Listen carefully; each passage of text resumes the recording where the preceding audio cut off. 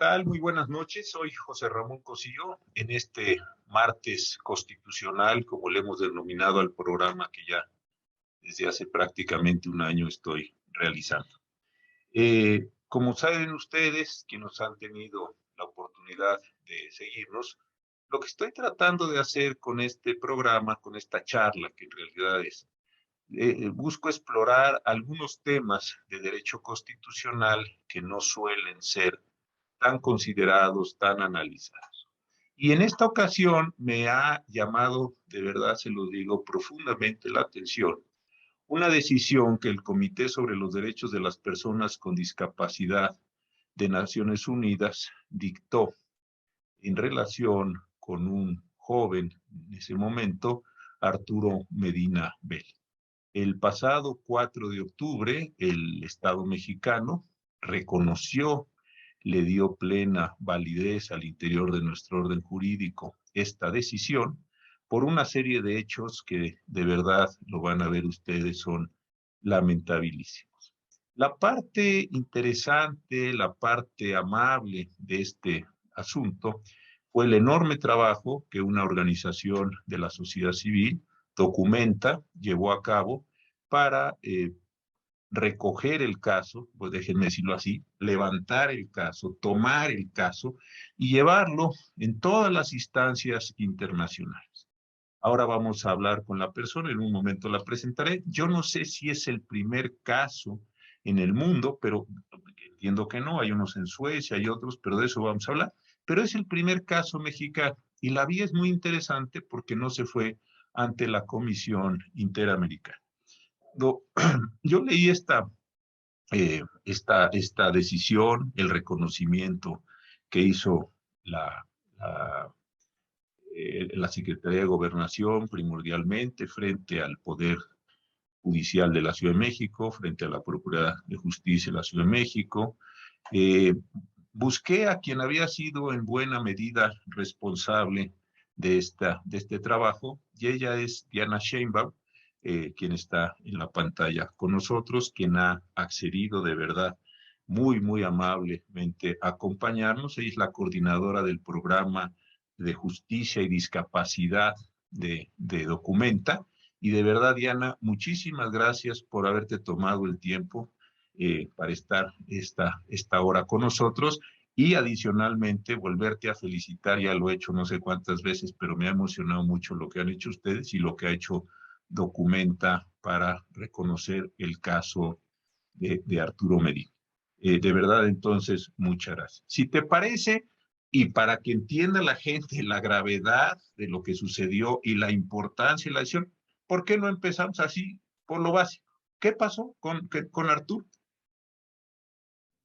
Claro que sí. Bueno, muchas gracias por la invitación. Me da mucho gusto poder estar en este espacio y realmente darle visibilidad al caso de Arturo Medina Vela. Es el primer caso, como bien decías, de un ciudadano mexicano resuelto por el Comité sobre los Derechos de las Personas con Discapacidad de Naciones Unidas. Y bueno, contarles brevemente qué fue lo que le pasó a Arturo. Arturo fue detenido en el año 2011 mientras se encontraba caminando por la calle y fue acusado por parte de los policías que lo detuvieron de intentar robarse un automóvil que se encontraba en la calle. Fue detenido en ese momento y fue llevado a la agencia de un ministerio público. Después de varias horas, la mamá de Arturo logró identificar dónde se encontraba. Arturo en ese momento, bueno, había pasado como cualquier persona sospechosa, imputada, ¿no? Todavía no imputada, pero sospechosa de un delito por un médico legista, quien había certificado que Arturo no tenía ninguna lesión. Y bueno, cuando llega la madre de Arturo a la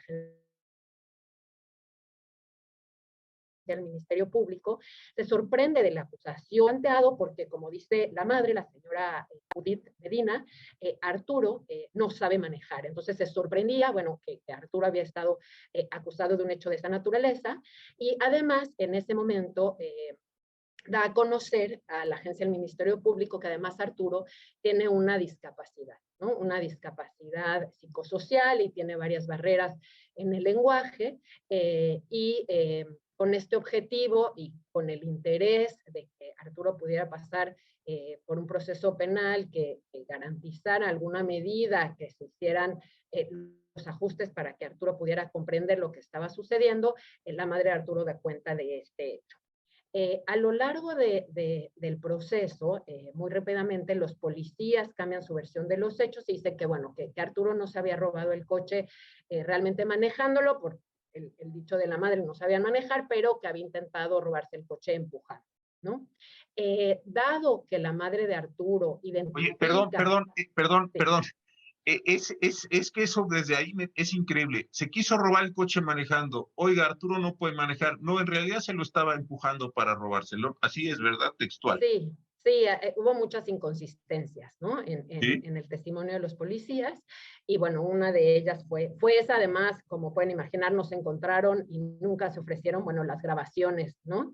Que pudieran probar el hecho narrado por los policías, ¿no? Exacto. Entonces, bueno, la madre de Arturo identifica que Arturo tiene una discapacidad, lleva papeles que tiene el instituto del Hospital Fray Bernardino Álvarez, el Hospital de Psiquiatría de la Ciudad de México, y es justo en ese momento, en el momento que la mamá de Arturo identifica la discapacidad, en el que se solicita que se realicen algunas valoraciones psiquiátricas para determinar, ¿no?, la discapacidad o no de Arturo, ¿no?, el tipo de el diagnóstico que tiene Arturo, ¿no?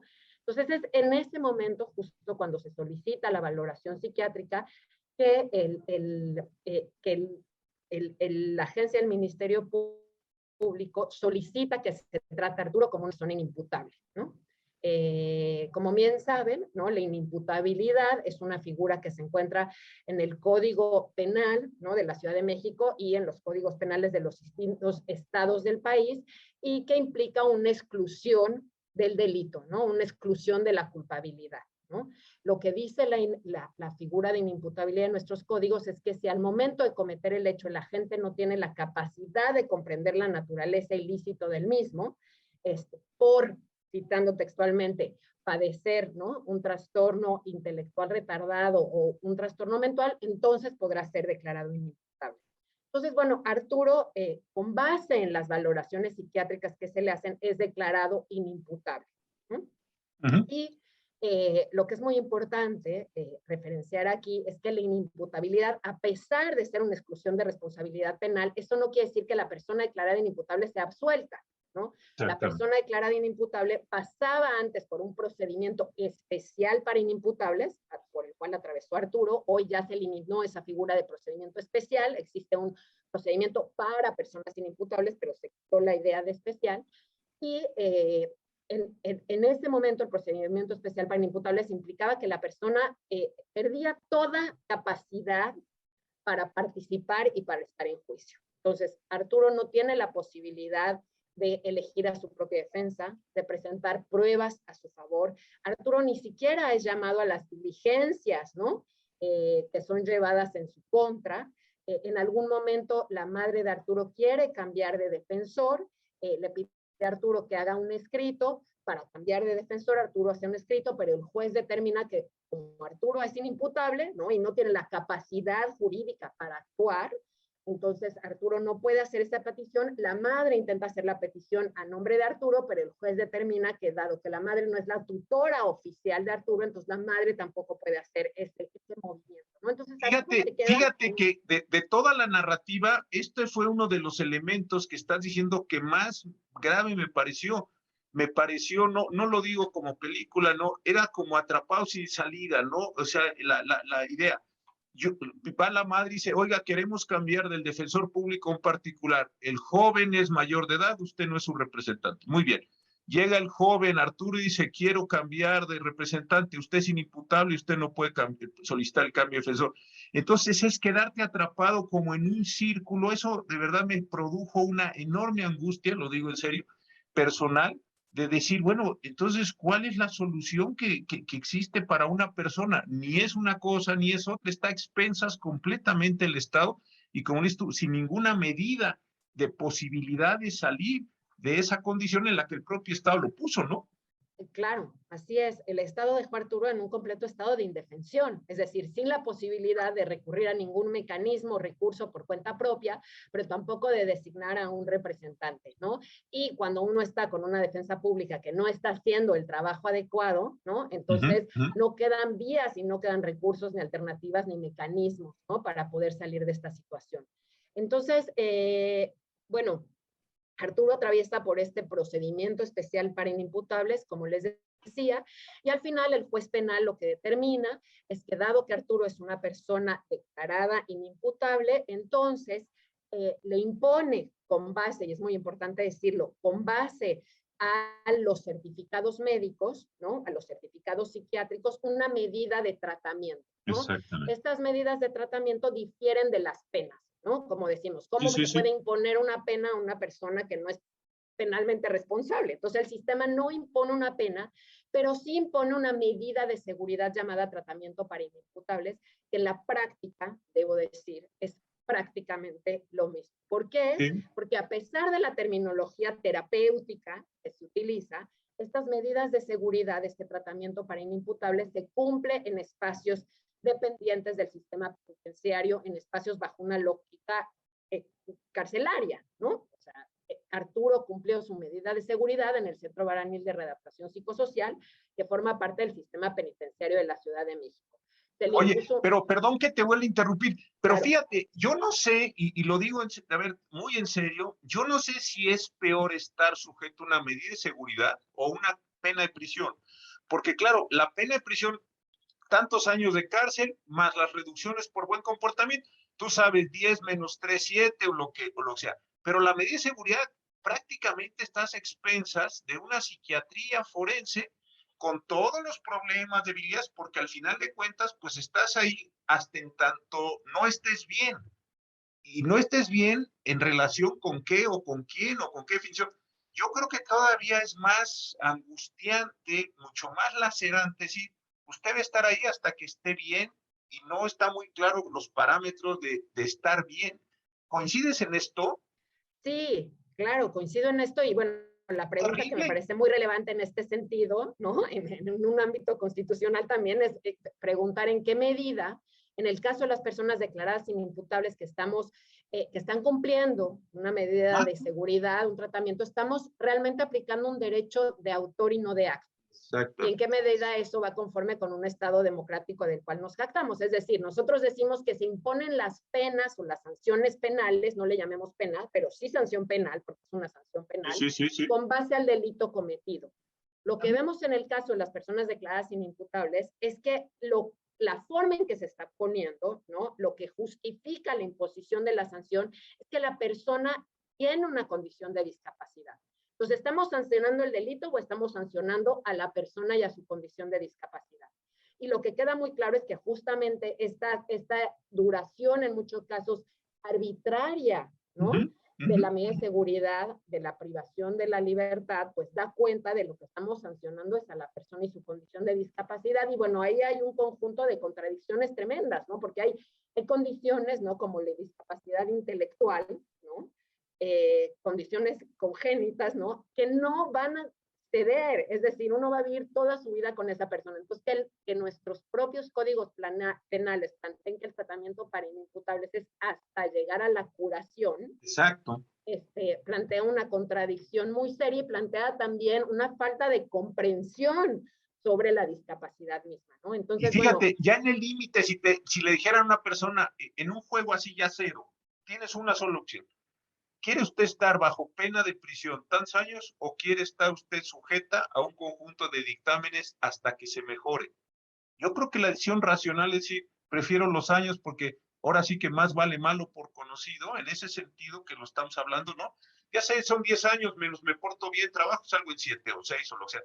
Y el otro, estás a expensas de algo con muy poco seriedad científica, con muy poca capacidad y además, como lo dices tú, en ocasiones los problemas pues no se van a resolver por la razón estructural, lo que sea. Entonces quedas a expensas de un tercero, que esto me parece una cosa tremenda, ¿no? No sé, ya la elección racional, creo que la elección racional es póngame años de cárcel y de una vez terminamos con esto. Es mejor, creo, que te condene, ¿no? Sí, creo que por lo menos es más transparente en muchos Exacto, sentidos, ¿no? O sea, creo previsible, que ¿no?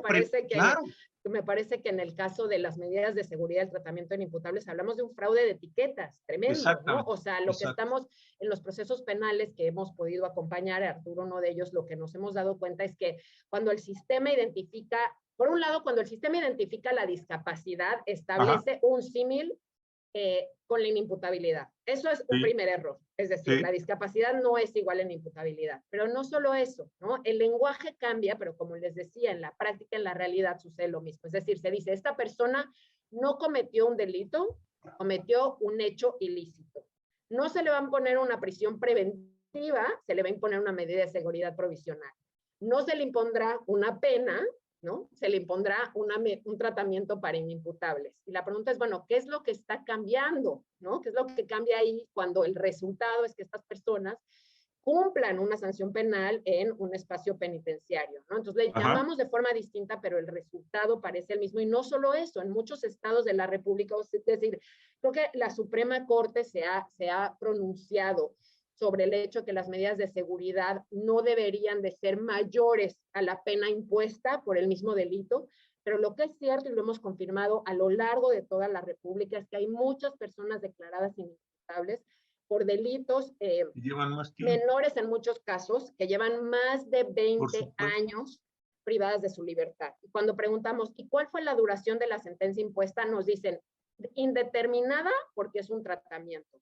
Entonces, ahí hay un foco rojo enorme, ¿no? Que me parece muy importante visibilizar y que el caso de Arturo visibiliza y de ahí parte de su importancia.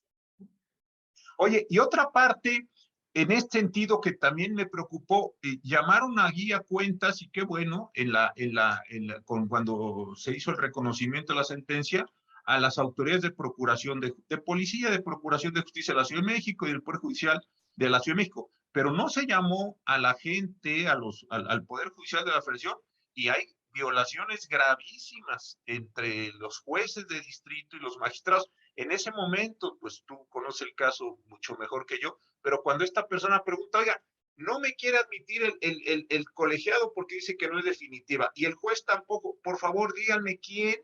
Te digo que este es como el segundo momento de esto de atrapado sin salida, que me pareció muy angustiante. Nadie quería resolver porque el estatus jurídico no era perfectamente, y cuando digo perfectamente es sarcástico, perfectamente equiparable o perfectamente metible, si cabe esta expresión, en una forma u otra. Este me pareció también una situación penosísima, rebotándose allí los juzgadores, la competencia, porque pues como no era exactamente esto, ni era exactamente el otro, todos se quedaron ahí. Ese, en términos prosales también me pareció que fue de verdad una situación muy grave y que consumió muchos años en ese ping-pong, por decirlo de esta manera, ¿no? Así es, yo creo que sin lugar a dudas el Poder Judicial Federal tendría que haber estado presente en el acto de Sí. reconocimiento, creo que tuvieron un papel, jugaron un papel importante en la no resolución, ¿no? De este caso, y me parece que tendrían que estar ahí, bueno, creo que en definitiva también les impactan un poco, no hemos hablado de esto, pero las resoluciones que dio el Comité sobre los Derechos de las Personas con Discapacidad con respecto al caso Arturo Medina Vela, bueno, les impacta y creo que van a tener una obligación y tienen una obligación, dado que México ratificó la convención, de, de implementar, ¿no? Justamente las medidas que se dictan en esta resolución Oye, internacional. Diana, y ya pasaron todas estas tragedias que has sintetizado muy bien. ¿Y cómo llegan ustedes con Arturo o cómo llega Arturo con Documenta? Porque también esto me parece que es muy importante resaltarlo, porque lo digo con seriedad. Si no han llegado ustedes o ellos con ustedes, como haya sido, ahorita nos lo vas a contar, probablemente Arturo seguiría encerrado, ¿eh? Sí, bueno, les platico, Documenta es una organización que lleva más de 10 años trabajando, particularmente centrados en tratar de fortalecer, ¿no? el sistema de justicia penal y penitenciario. Uh -huh. Trabajamos con y para personas que se encuentran privadas de su libertad y también específicamente para personas con discapacidad intelectual y psicosocial en conflicto con la ley. Okay. Entonces, desde Documenta, bueno, tenemos un área de representación jurídica y como les decía, llevamos varios procesos similares. Entonces fue justamente a través de la recomendación que le hizo la mamá de otro caso, ¿no? Que llevábamos, que le dijo a la mamá de Arturo, oye, deberías de acercarte a esta organización, están llevando el caso de mi hijo, voy a platicar con ellos para ver qué dicen, documentada las asesorías jurídicas que queden, no podemos llevar todos los casos, pero procuramos dar asesorías jurídicas de todos los casos que nos llegan. Justamente es a través de esta recomendación de la madre de otra persona que se encontraba en el Cebarepsi, que llega la mamá de Arturo bueno, a contarnos el caso, y a partir de ahí, bueno, Documental les acompaña en este proceso que decidimos pues llevar hasta las instancias internacionales necesarias, dado como se ha plantado claramente que el sistema de justicia local no tenía, ¿no?, ningún recurso idóneo y accesible para que Arturo pudiera ejercer su derecho de acceso a la justicia, ¿no? Oye, y ahora cuántos, porque esto es bien interesante en términos de Documenta, ¿cuántos casos estás llevando? ¿Cuántos procesos estás acompañando? Danos así un poquito en numeralia para que todos entendamos la importancia de Documenta, no solo el caso de Arturo, sino la importancia de Documenta. ¿Cuáles son así, digamos, sus números y un poco qué están haciendo antes de que sigamos con Arturo? ¿Dónde están poniendo intención? Cuéntanos un poquito de esto. Sí, les diría que, bueno, llevamos un poco más de una decena de casos individuales, pero lo que ha hecho Documenta también es justo tratar de capitalizar ciertas figuras que existen ahora en el sistema de justicia, ¿no? Como los amparos colectivos por interés legítimo. Entonces, Documenta justamente en el contexto de la pandemia, por ejemplo, Documenta solicitó, ¿no?, amparar a personas que se encontraban privadas de la libertad para que se implementaran las medidas sanitarias necesarias para proteger su vida y su integridad.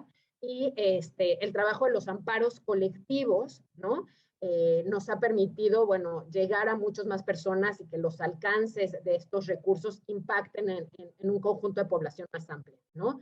Entonces, como casos individuales, les diría que hasta la fecha yo creo que no llevamos más de 20 casos, ¿no?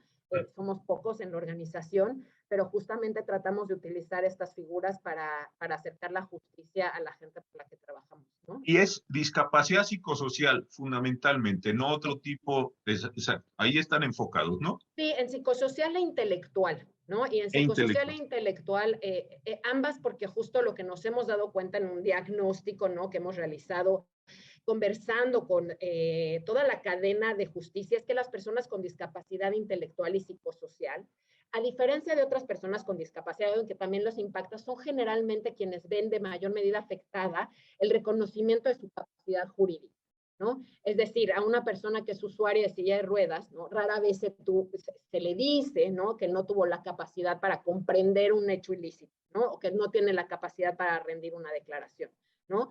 Específicamente las personas con discapacidad intelectual y psicosocial ven comprometidas en casi todas sus interacciones con el sistema de justicia su capacidad jurídica, ¿no? Es decir, tú tienes una discapacidad, entonces no tienes la posibilidad de participar, no tienes la posibilidad de declarar, no tienes la posibilidad de llevar un proceso penal, de tomar decisiones, y esto es un fenómeno que impacta de manera similar a las personas con discapacidad intelectual y psicosocial. Entonces, acompañamos estos procesos y estos casos. Oye, y las personas, porque alguna vez tuve unos casos allí que estuvimos trabajando mucho cuando yo estaba en la Suprema Corte, no como asunto, sino con sociedades, con los sordos también, porque en su complicación de escuchar, desde luego, de comprender, también son personas muy maltratadas. No rápidamente, como no pueden, en ocasiones no saben hablar, en fin, distintos problemas, rápidamente son estereotipados como discapacitados, ¿no? Eso es muy terrible. También rápidamente, ¿no? Decir, no entiende, no puede, entonces esta persona está mal, cualquiera de los adjetivos horribles que se les pone, y se acabó la discusión, ¿no? También en eso están ustedes. Sí, es más, digo, nosotros no trabajamos específicamente con la comunidad sorda, porque no nos hemos profesionalizado realmente en poder implementar, ¿no? Los programas para ofrecer ajustes y modificaciones en los procesos penales, ¿no? Nos hemos especializado en esta otra área, pero creo que las personas sordas, por un lado, en algunos de los códigos penales de los estados, por ejemplo, en el de Guadalajara, también se especifica las personas inimputables son aquellos sordos, sordomudos por nacimiento, es decir, también se ven impactados por este tipo de leyes y, por supuesto, por algo que mencionas claramente, por el tema, por la imposibilidad del sistema de justicia de ofrecer accesibilidad, ¿no? Es decir, hay que reconocer, ¿no?, que las barreras que enfrentan las personas de la comunidad sorda, personas con discapacidad intelectual y psicosocial, reflejan una imposibilidad del sistema de justicia de cumplir con sus obligaciones internacionales, de tener un sistema de justicia accesible y de implementar los ajustes de procedimiento y razonables que sean necesarios para que cualquier persona participe en pie de igualdad, ¿no? Entonces, lo que ha pasado en el tema de las personas con discapacidad es que el Estado, ¿no?, y el sistema un poco se lava las manos y dice, bueno, tu deficiencia, entre comillas, tu limitación, no te permite participar. No, es la falta de medidas de accesibilidad que no permiten que la persona participe. Entonces, en el tema de las personas con discapacidad hay que hacer un énfasis profundo en que se trata de la obligación del Estado, no de la deficiencia de la persona, y así lo reconoce la Convención, ¿no? Entonces, ahí es donde hay un largo trabajo y camino por recorrer. Fíjate que y ahora con la comunidad sorda, con Luis Fernando Lara, un magnífico lingüista que está en el Colegio México y el Colegio Nacional, un querido amigo, alguna vez yo me reuní con distintos líderes de la comunidad sorda y un traductor, yo eso le decía, estaba en ese momento en gran apogeo el nuevo penal acusatorio. Y me dijo, yo sé todo, le dije, a ver, le voy a hacer 3 preguntas. No por molestar, porque no se trata de eso nunca. Se trata de decir, le puse 3 términos, ya no me acuerdo, así por ejemplo, dígame cómo haría el lenguaje de señas mexicano inimputable. Le costó trabajo. Dígame cómo iría concurso o tipo ideal o cualquier cosa. Le dije, ve, tenemos que construir un lenguaje exprofeso del lenguaje de señas para que cuando esté una persona en una audiencia de un juicio penal, sepa lo que le está diciendo y no algo como que se parece y entonces él diga, pues sí, a lo mejor, no, tiene que ser un lenguaje técnico que además le dé toda la posibilidad de participación.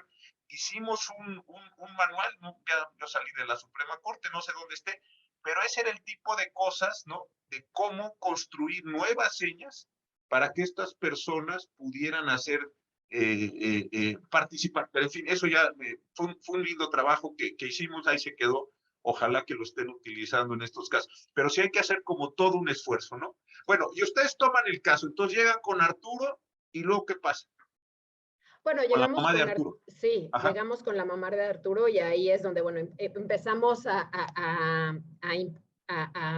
bueno, no solo tomamos la representación del caso, sino también llevamos el caso en ese momento ingresamos una apelación y después un amparo y es donde, bueno, tú hablabas claramente, ¿no?, de cómo los tribunales, ¿no?, del Poder Judicial empiezan a aventarse la bolita y nos damos cuenta muy rápidamente que no tienen ni idea qué hacer con el caso.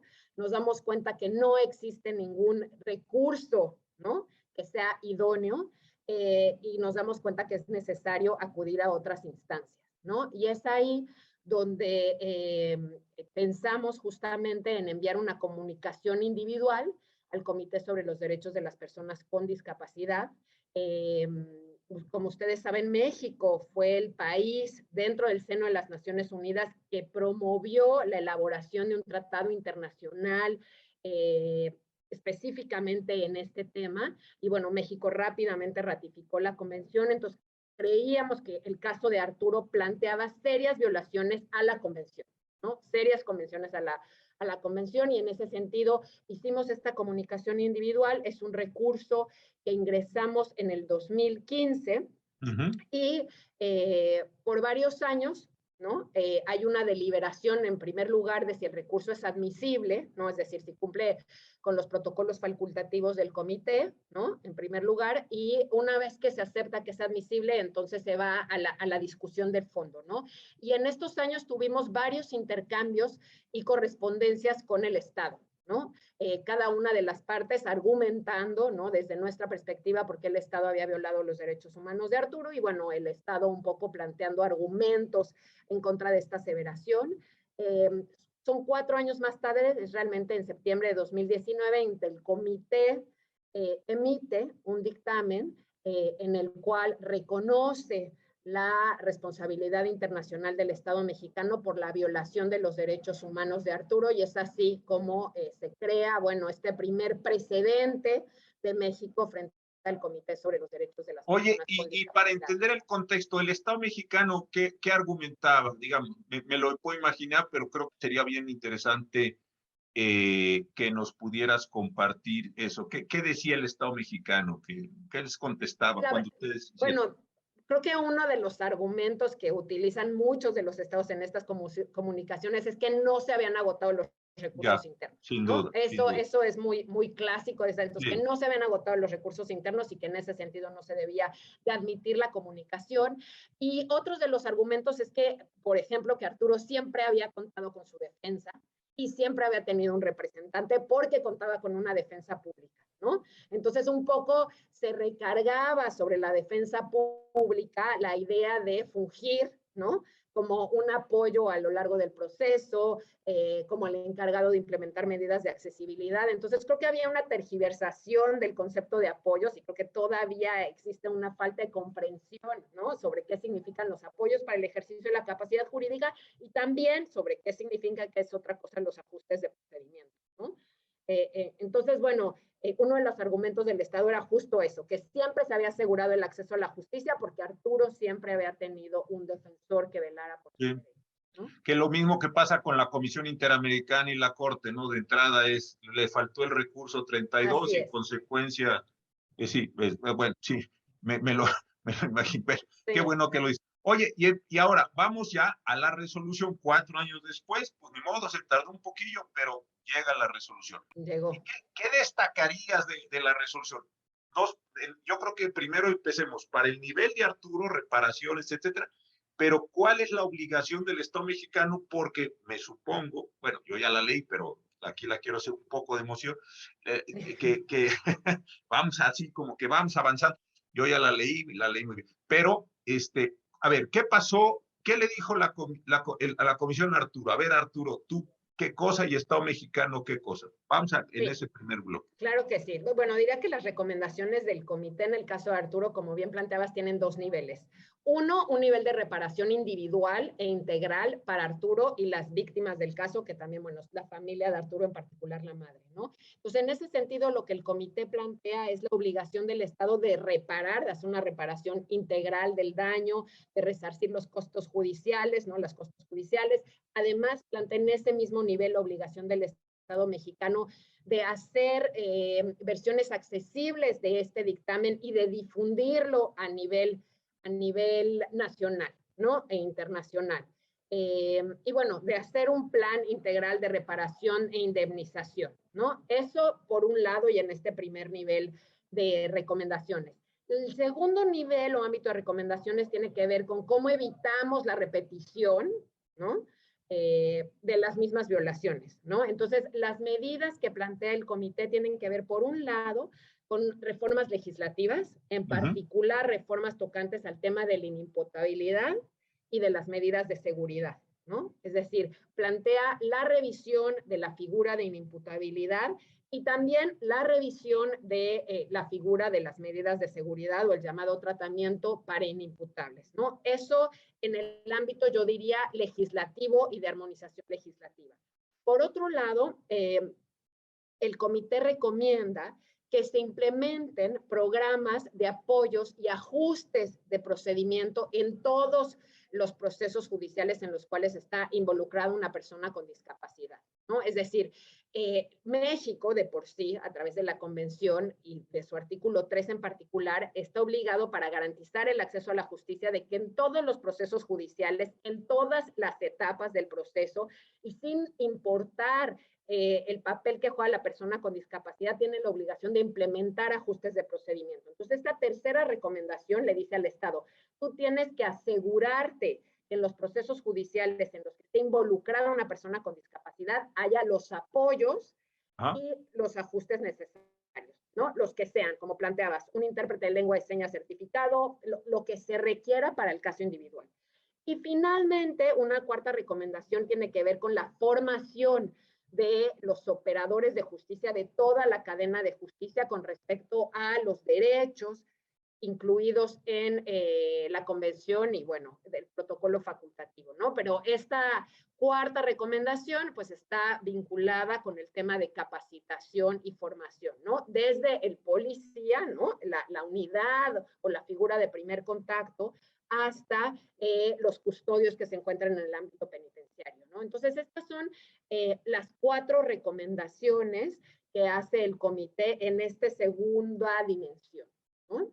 Oye, a ver, vamos por la de Claro. Arturo, pues creo, digo, no estoy diciendo que sea trivial, al contrario, es gravísimo lo que le pasó a Arturo, pero esa me parece que es la más entendible. Vi que hablaba de gastos, costos, o sea, si hubo toda esa parte se tiene que reparar, se tiene desde luego pues que hacer todos los ajustes en la parte de lo que se llamaban antecedentes penales, digamos, toda esta parte tiene que quedar muy clarificado. Esta creo que es más. La segunda me parece bien interesante. Ustedes en Documenta, ¿qué están pensando? Y porque ahí hay una pregunta interesante de una persona. ¿Ustedes qué están pensando? ¿Cuál sería el modelo adecuado? Si una persona que está en una situación o en una condición de discapacidad, vamos a suponer que auténticamente él está, que sigue. ¿Cuál debería ser la consecuencia de esta persona de acuerdo con ustedes, con Documenta? Debe ir a la cárcel, pura y dura, a pesar de la situación de discapacidad, debe ir a otro tipo de tratamiento. Digamos, para ustedes, cuál sería un estándar adecuado con el modelo de la convención? Sí, creo que la verdad es que es una pregunta, bueno, sumamente difícil porque me parece que ni siquiera el comité la responde, debo decirles. Cuando uno lee el dictamen, y espero que lo puedan leer, cuando uno lee el dictamen, el comité dice, bueno, nosotros vamos a analizar en qué medida el procedimiento para inimputables y el tratamiento para inimputables no es discriminatorio, ¿no? Y resuelve que es discriminatorio porque impacta de manera desproporcionada a las personas con discapacidad y hace una breve reflexión al respecto, pero no dice qué hay que hacer. Y creo que no hay todavía una respuesta sobre qué hay que hacer. Hay varias cosas que, por lo menos desde mi perspectiva personal, quedan claras, ¿no? Por un lado, y lo que hemos platicado aquí, el tema del tratamiento para inimputables, la arbitrariedad en el tema de la detención, el fraude de etiquetas, ¿no? Es decir, y cómo el sistema de justicia, en el caso de las personas con discapacidad, muchas veces va mucho más allá de sus atribuciones, ¿no? Mucho más allá de sus atribuciones. Entonces, por un lado, yo creo que sí habría que eliminar, como está planteado en la legislación, el tema del tratamiento para inimputables, para asegurar que tengan las personas con discapacidad exactamente las mismas garantías, ¿no? De debido proceso que cualquier otra persona, ¿no? Eso por un lado. Me parece además que existe una obligación, ¿no? Y bueno, vivimos en contextos sumamente complicados, pero también hay una obligación de que incluso cuando la sanción amerita que la persona esté privada de la libertad, ¿no? En esa privación de la libertad, el hecho de que esa persona tenga una condición de discapacidad no implique una mayor vejación a sus derechos. Es decir, el espacio penitenciario también tiene que proveer de las mismas oportunidades, servicios, las que existan, ¿no? Pero a las personas con discapacidad, ¿no? Y de las medidas de accesibilidad, obviamente, ¿no? Para que el cumplimiento de una pena no sea mucho más gravoso para las personas con discapacidad, ¿no? Entonces, creo que hay, por un lado, me parece que sí es muy importante, ¿no? Eliminar esta idea del tratamiento para inimputables, ¿no? Además, me parece que como está planteado en la ley, claramente restringe las posibilidades de las personas con discapacidad. Es decir, hoy por hoy, una persona que es declarada inimputable en la Ciudad de México, ¿no? Tiene 2 alternativas. Por un lado, el internamiento, que es llamado la privación, es una privación de la libertad, o por otro lado, y si es posible por el delito, ser entregada a un representante que lo va a custodiar, ¿no? Entonces, de inmediato se pone en tela de juicio otra vez la capacidad de las personas de vivir en una vida independiente. Eso no pasa para las personas sin discapacidad. Eso no pasa. O sea, una persona sin discapacidad que cometió un delito menor, ¿no? Podría pasar su proceso en libertad. Eso no sucede con las personas con discapacidad declaradas inimputables, ¿no? Entonces, creo que sí hay que hacer una revisión de las medidas de seguridad. Creo que también lo que pasa hoy en día en el tema de la inimputabilidad es que hay una inercia, ¿no? Hacia decantarse, cuando, como les decía, cuando aparece la discapacidad hay una inercia por decantarse por la inimputabilidad, como si ese fuera el camino sencillo y fácil que ya todo el mundo conoce. Ok, es inimputable, lo mandamos a la cárcel, su medida de seguridad y ya. Cuando muchas veces, y nos ha pasado porque hemos acompañado a muchas personas con discapacidad en procesos penales, la persona tiene la posibilidad, a pesar de tener discapacidad, como pensaría el sistema, tiene la posibilidad de entablar, ¿no? Una comunicación, de participar en su juicio. Entonces, la inimputabilidad es como una inercia del sistema. Y creo que en cómo está redactada hoy en día la inimputabilidad también amerita, que es lo que plantea el comité, una reflexión profunda, porque como ustedes ven está ligada a la condición de la persona, Sí, ¿no? sí. Y yo creo que es cierto, y creo que en esto hemos aprendido mucho el tema de la perspectiva de género. Es decir, cuando una persona se encuentra y ha sido históricamente excluida, ¿no? Y está en esquemas de opresión, ¿no? Y en relaciones asimétricas de poder, como quedó muy claro en el tema de la perspectiva de género, entonces el juzgador y en general el sistema de justicia tiene ciertas obligaciones reforzadas, ¿no? Es decir, tiene que tomar en cuenta el contexto, ¿no? De la víctima y el victimario, tiene que tomar en cuenta las relaciones de poder, la simetría de poder. Yo creo que la perspectiva de género nos enseña lo mismo, ¿no? Para el caso de las personas con discapacidad. Fíjate, Sí. no en materia penal, pero en materia civil hay un grupo, no, igual lo conoces, que ha formado María Elena Medina Mora, Mariana Muredo, Nicolás Martínez. Ellos no trabajan temas penales, están más bien en el tema de lo que se llama incapacidad en materia civil. Pero nos hemos hecho esa pregunta muchas veces. La solución jurídica sigue siendo la misma solución jurídica que la del derecho romano. O estás bien o estás mal. No hay más que, o sea, digamos, yo siempre pongo un ejemplo, es un poco tonto, pero en fin, sirve. O estás en 0 o estás en 100.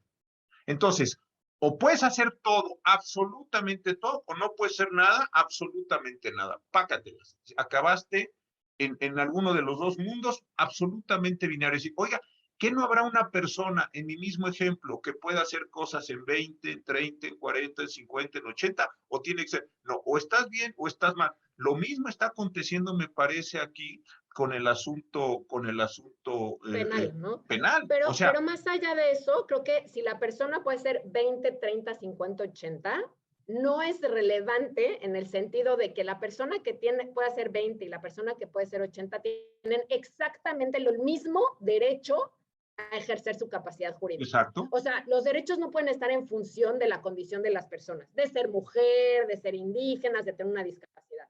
La persona que puede 20 y la persona que puede 80 tiene exactamente los mismos derechos y las mismas libertades. Sí, sí, sí. Entonces, creo que el tema es esa confusión, ¿no? O sea, hay una confusión entre capacidad mental y capacidad jurídica.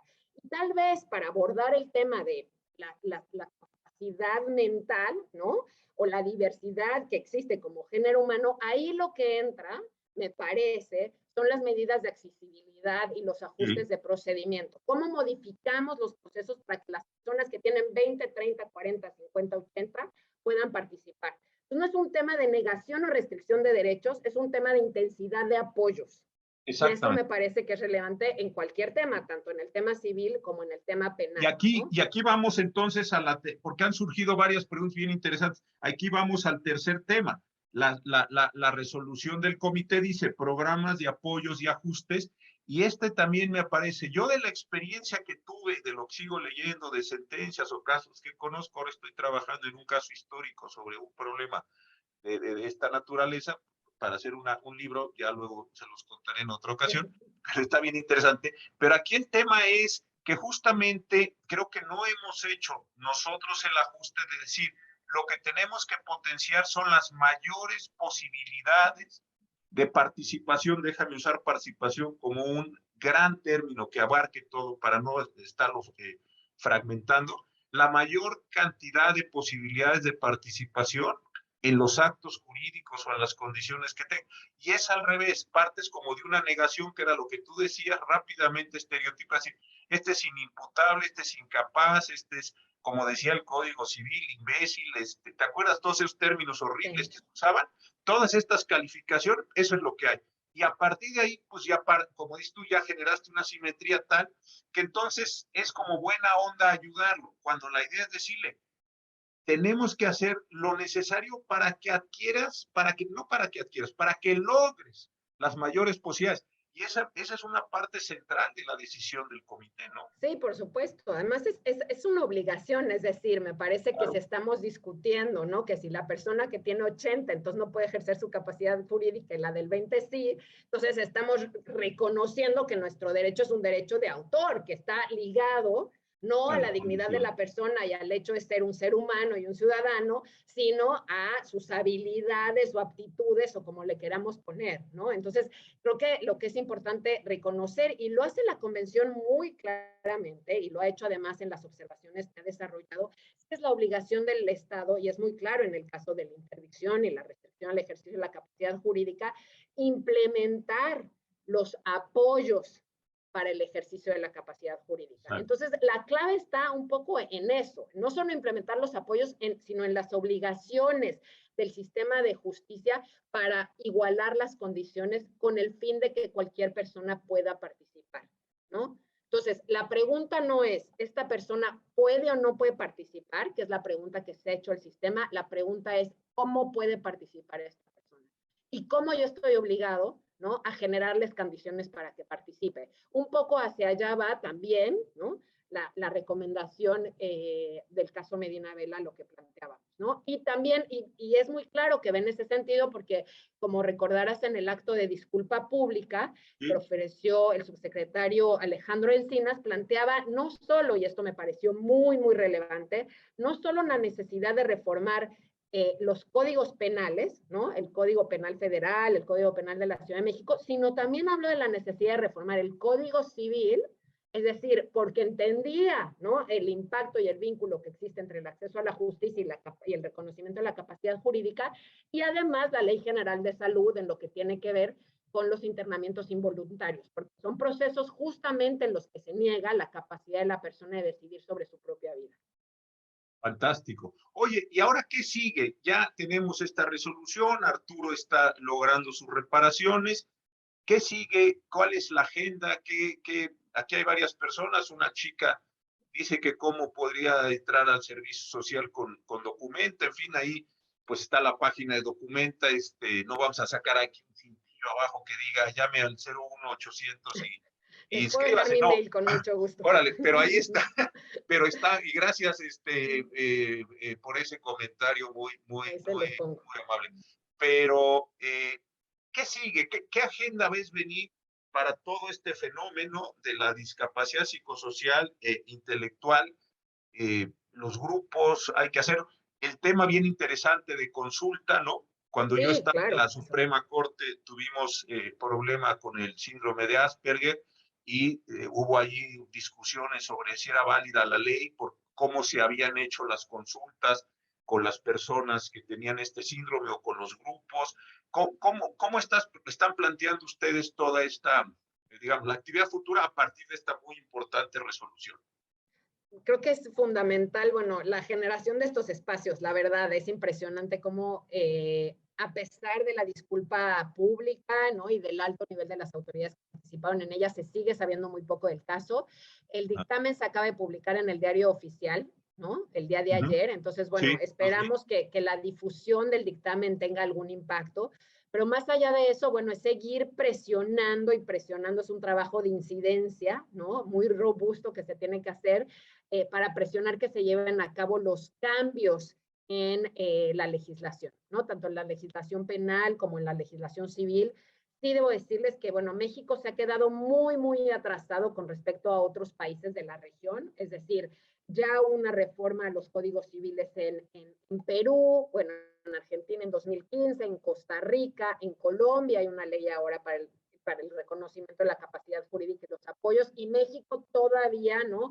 Hoy en día en nuestro país se sigue interdictando a las personas con discapacidad y negándoles el reconocimiento de la capacidad jurídica, a pesar de lo que ha dicho ya la Suprema Corte. Creo que ha habido un avance interesante en ese sentido. Y hoy en día siguen habiendo miles y miles de Arturos que se enfrentan al proceso penal, son declarados inimputables, que se van a la cárcel y que no cuentan ni con los ajustes, ¿no?, de procedimiento, ni con las debidas garantías, y que pueden pasar en prisión pues decenas de años, ¿no? Entonces, bueno, mientras eso sigue sucediendo, es profundamente necesaria la construcción, ¿no?, de estas alternativas a las leyes, ¿no?, a la legislación civil, penal y, bueno, sanitaria del país. Se comprometió, ¿no?, el subsecretario de Gobernación a ello. Entonces, bueno, seguiremos un poco presionando desde la sociedad civil para que esto ocurra, ¿no? Me parece que... Yo no quiero ser ave de mal agüero, pero en un mundo post-COVID, cuando esto suceda, o en un mundo COVID donde pues sabemos que hay una cantidad muy importante de problemas, lo voy a decir así en general, de salud mental que se están produciendo, no es que uno lo diga, simplemente hay que ver todos los casos. Y en un sistema de tan alta impunidad como el nuestro, donde se señalan a inocentes a efecto de cubrir expedientes o lograr, entre comillas, el encarcelamiento de culpables, me parece que es muy, muy delicado esta situación. Más personas que pudieran llegar a estar en una situación, no sé si de discapacidad, pero sí con afectaciones serias de salud mental. Insisto, la necesidad de lograr resultados, entre comillas, de esto, sí me parece que esto puede ser de una enorme peligrosidad para muchas personas que se encuentren vulnerables o en una situación marginal, como sean chivos expiatorios de cosas que no se están resolviendo, ¿no? Sí, sí, por supuesto. Creo que es un contexto muy, muy complicado, no solo por eso, sino también porque ha pues implicado todavía muchos otros retos para el sistema de justicia, ¿no? Es decir, la suspensión de las actividades de los tribunales, ¿no? La imposibilidad de la justicia virtual, ¿no? Entonces eso mantiene a muchas personas privadas de la libertad por un mayor tiempo, ¿no? Entonces yo creo que el COVID ha representado varios retos, me parece que lo seguirá representando, pero creo que lo que es relevante de este espacio y del caso es que arroja luz sobre un tema que no Sí. había sido tratado y que no ha sido tratado por los constitucionalistas, ¿no? Por los teóricos del derecho, por los teóricos de la pena, de la culpa, del delito. Es decir, es un tema el cual no ha sido visto a través de los lentes de los derechos humanos y es urgente, ¿no?, analizarlo a través de sus lentes, porque lo que está en juego es la vida, ¿no? La integridad de personas, ¿no?, que con una situación de discapacidad se encuentran privadas de su libertad sin muchas veces ninguna garantía, ¿no? Fíjate, Entonces, tú eres historiadora y en esta parte teórica, ya vamos a ir terminando por razones del tiempo, desde luego, está interesantísimo esto, pero yo creo que mucha gente se quedó con el Foucault de vigilar y castigar, ¿no? La cárcel, el sistema, la microfísica, y todas estas cuestiones que afortunadamente muchas personas han leído y quienes no, pues es muy interesante. Pero está la otra parte también muy de Foucault, aquella del libro este que está publicado en el fondo del poder psiquiátrico, ¿no? sí, ¿Cuáles son esos márgenes, esos espacios, esos campos donde la psiquiatría, con enormes complejidades, a veces con enormes, ¿qué lo digo?, contradicciones, construyó sus espacios y la justicia le entregó a esa psiquiatría claro, espacios muy grandes de control social, o ni siquiera control, simplemente le delegó casi para que experimentaran, hicieran cosas. Yo creo que ese espacio nacional, hombre, hay algunos trabajos bien interesantes, algunas profesoras ahí en el MOR, etcétera, pero en general es un espacio que no está como muy bien, no está estudiada la Castañeda, otras cosas que fueron sí. interesantes, pero este espacio, decir, oiga, ¿y qué hacían los psiquiatras cuando participaban en los procesos? Ah, pues sí, quién sabe, porque no nos hemos ocupado de ese otro pedazo de la realidad, que es lo que tú estás diciendo como luz sobre estos temas, ¿no? Claro, y definitivamente creo que este campo en específico de los procesos de personas con discapacidad es un campo en donde se queda claramente manifiesto el control del discurso psiquiátrico sobre la vida de las personas y muchas veces incluso sobre las resoluciones judiciales. Es decir, en muchos de los cursos que yo he dado y en pláticas que he tenido con operadores de justicia, con jueces y juezas, a veces pregunto directamente, oiga, y usted dígame, ¿de quién es responsabilidad declarar inimputabilidad? ¿No? ¿Es del psiquiatra o es del juez? Exacto. Y no siempre hay una claridad al respecto. No siempre hay una claridad. Entonces se ha delegado muchas veces sobre el poder psiquiátrico una resolución que tendría que hacer del juez. Y eso es profundamente evidente en el caso de Arturo. Es decir, en el caso de Arturo, cuando ustedes lean el dictamen se puedan dar cuenta que el juez toma ciertas determinaciones basado únicamente en los certificados y en las valoraciones médicas. Es decir, el juez no comprueba, y eso es algo que vemos claramente en muchos procesos penales, que Arturo participa o no participa del hecho, la circunstancia, el modo, cómo se lleva a cabo. Es decir, en cuanto aparece la discapacidad, entonces lo importante ya no es si la persona es inocente o no es inocente, así claramente, es si la persona tiene una discapacidad y hay que tratarlo. Y yo en el caso que estoy estudiando, sí. Fíjate, en el caso que estoy estudiando es así. Los 3 dictámenes dicen, los 3 médicos, además médicos forenses pertenecientes a algún tribunal superior de justicia de una entidad federativa, dice, los 3, esta persona es débil mental. Muy bien. Nunca sabes débil mental para qué débil, así es el término, ¿eh? Y dice la sentencia, toda vez que fulano y tal fue considerado débil mental y no tiene capacidad de ejercer actos de la vida natural ni jurídica, se le declara incapaz y se le manda a encerrar a un sanatorio, un manicomio, lo que haya sido. Pero el problema es débil mental, oiga, fue a la primaria, sí, fue a la secundaria, sí, pero entonces, ¿cuál es? No, ya dijeron los médicos que es débil mental, se acabó la discusión. ¡Wow! Le delegó completamente toda la sentencia a lo que dijeron 3 personas que rindieron un dictamen de una paginita y ya, se acabó la discusión. Y acabó un montón de años ahí en este sanatorio. Esta bueno, persona. eso sigue aconteciendo Fíjate. todos los días en los tribunales, ¿no? Es decir, aparece la discapacidad, se manda a llamar a una persona que haga un dictamen de psiquiatría y con base a ese dictamen de psiquiatría, sin más, sin un análisis más claro, y además lo que es interesante y más claro en el caso de la inimputabilidad es que la inimputabilidad sea el momento de cometer el hecho. Es decir, es en ese momento que está pasando, no es si la persona tiene complicaciones en su vida, si tiene una discapacidad, es qué información hay si al momento de cometer el hecho la persona podía y no podía. Pero la verdad, tristemente, y es otro de los temas que hay que abordar en algún otro momento, ¿no? Los estándares con los cuales se realizan estos dictámenes psiquiátricos que ponen el sello, ¿no?, sobre la privación de la libertad de las personas son profundamente bajos, ¿no? Sí. Yo he leído dictámenes psiquiátricos que se han realizado sin ni siquiera entrevistarse con la persona, es decir, leyendo un expediente. Exacto, ¿no? He leído valoraciones psiquiátricas y muchas de ellas se hacen así, las primeras valoraciones psiquiátricas después del momento de la atención son firmadas por residentes, es decir, estudiantes de los hospitales psiquiátricos que en 15 minutos y con la presencia de un policía determinan que la persona no tiene la capacidad de comprender el hecho y de conducirse de acuerdo con esa comprensión y a partir de ahí el destino y el camino de esa persona por el proceso penal se modifica radicalmente. Yo no creo que estos estudiantes sean conscientes del impacto que están teniendo estas valoraciones de 15 minutos sobre la vida de las personas.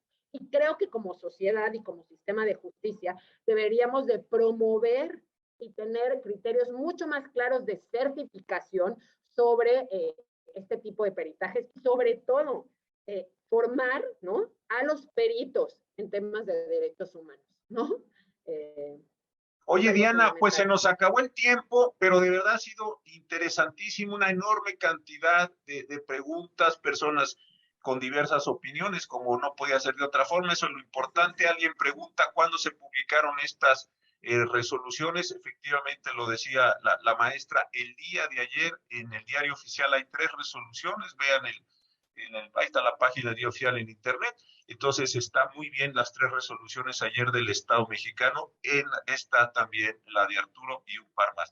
Pero de verdad, Diana, qué bueno que pudimos conversar y es la segunda vez que lo hacemos. Yo estoy interesadísimo en el caso. Yo como esta chica que se quiera apuntar ahí con las cosas de servicio, yo también encantado de ayudar en lo que se pueda. Creo que es importantísimo, es esta cuestión. Oiga, hay una persona que dice que yo dije que era una paginita. Yo no dije que era una paginita. Yo dije que el dictamen de 3 médicos lo pusieron en una paginita. No es mi concepto, ¿eh? Yo desde luego estoy absolutamente en contra, nada más aclaro por la pregunta. Ellos pusieron en una paginita que esta persona era un débil mental y esa sirvió precisamente para encerrarlo 23 años en un sanatorio, pero no es mi opinión, es esta cuestión. Bueno, oye, Diana, de veras, muchísimas gracias, ojalá sigamos en contacto, ahí está la página de Documenta, creo que es muy importante apoyar este esfuerzo, darle visibilidad y tomar este caso de Arturo para irlo llevando, lo que salió en el diario oficial, y de verdad muchas felicitaciones a ti. Muchas gracias a todas las personas que nos acompañaron. Creo que esto es importantísimo, el asunto que estamos tratando. Muchísimas gracias. Me ha dado mucho gusto pasar esta noche con todas y todos ustedes. Gracias por la invitación y espero que sea la primera de más. Ojalá que sí. Gracias de verdad. Un abrazo. Saludos. Gracias. Buenas noches. Chao. Gracias. A todos buenas noches.